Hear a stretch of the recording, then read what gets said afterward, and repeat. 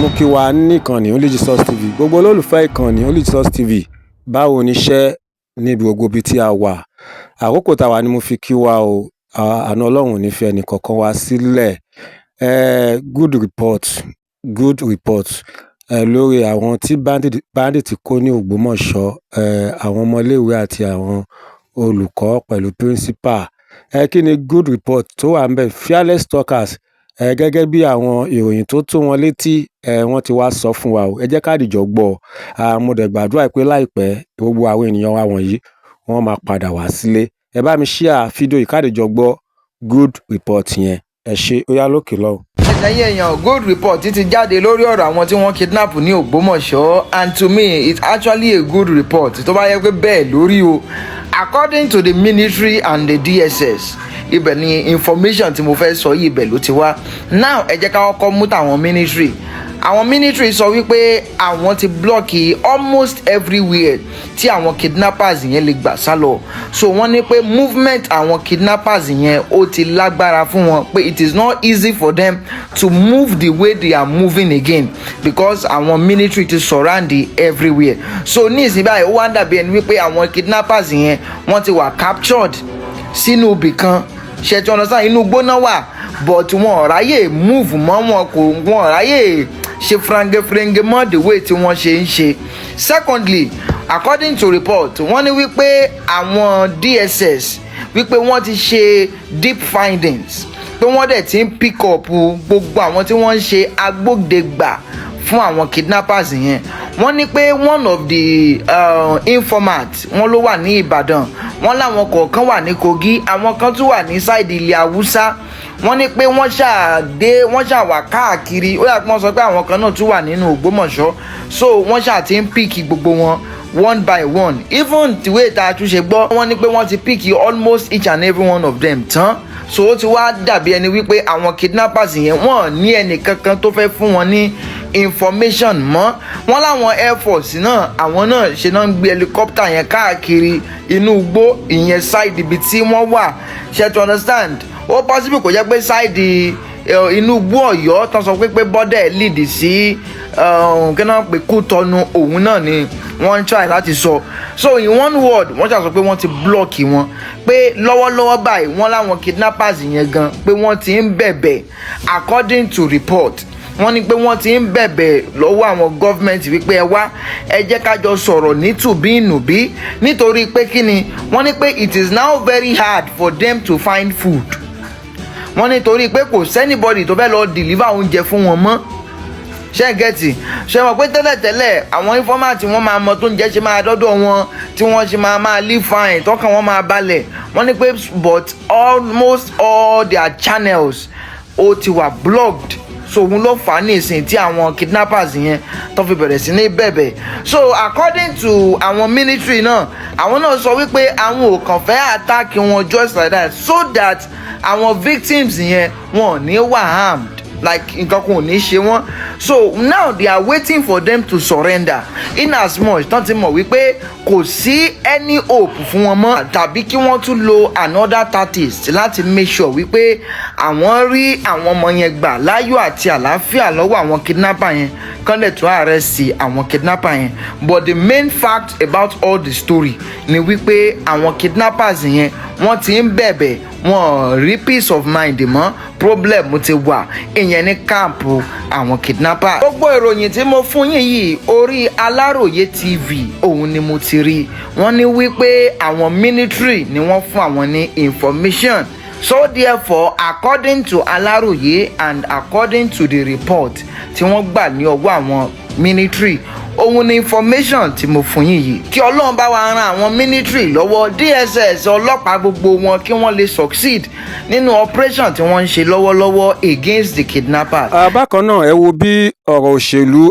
bí ó ṣe ń kó bá wa lórílẹ̀‐èdè Nàìjíríà yìí tó fẹ́ pa wá tán pátápátá ẹni kí ni mo rí ọ̀dà ẹ jẹ́ fídíò sílẹ̀ fún yín kẹ́ ẹ wá gbọ́ ẹ ṣé. sẹ́yìn èèyàn ẹ ti ẹ̀jẹ̀ ká sáré sọ̀rọ̀ lórí gọ́vnà Ṣèyí Mákindé àti Peter Obi.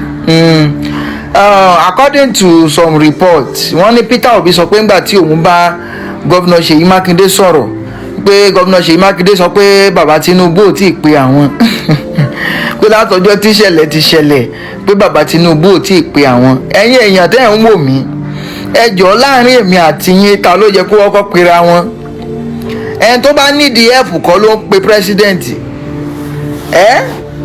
Ẹni tó bá nídìí ẹ̀fù kọ́ ló ń pe pírẹ́sídẹ̀ǹtì.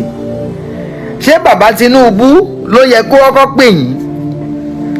And at the same time, ìgbà tí ìṣẹ̀lẹ̀ kọ́kọ́ máa ṣẹlẹ̀ ní South West, most especially in tó láòdù jù, òun ni tògbómọ̀ṣọ́. Bàbá Tinubu tẹ́ ẹ sọ pé wọn ò pè yín yìí,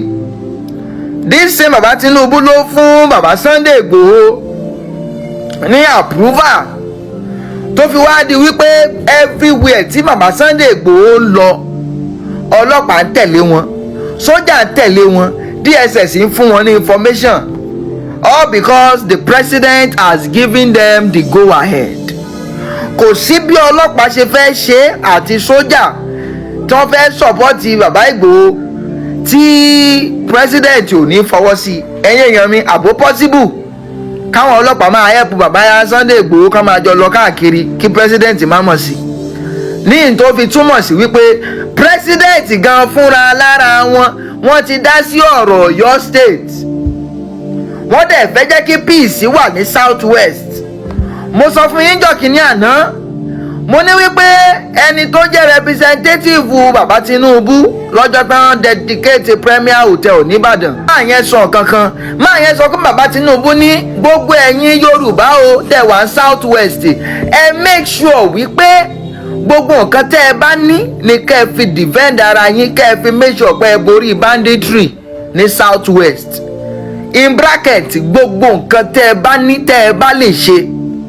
Ààrẹ statement yẹn lẹ máa fi confam wípé bàbá Sunday Igboho ni wọ́n mú ní bàbá Sunday Igboho president fúnra wọn náà fún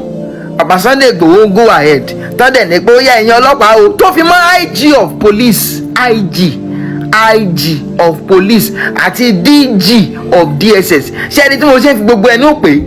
IG of police, olórí àwọn ọlọ́pàá pátápátá. Bàbá Sunday Igboho sọ wípé ọjọ́ kan wà táwọn ń lọ nínú igbó, táwọn ọlọ́pàá dá wọn dúró, wọ́n ní immediately làwọn pe IG ní òru, wọ́n ní IG dẹ̀ gbé call lóru,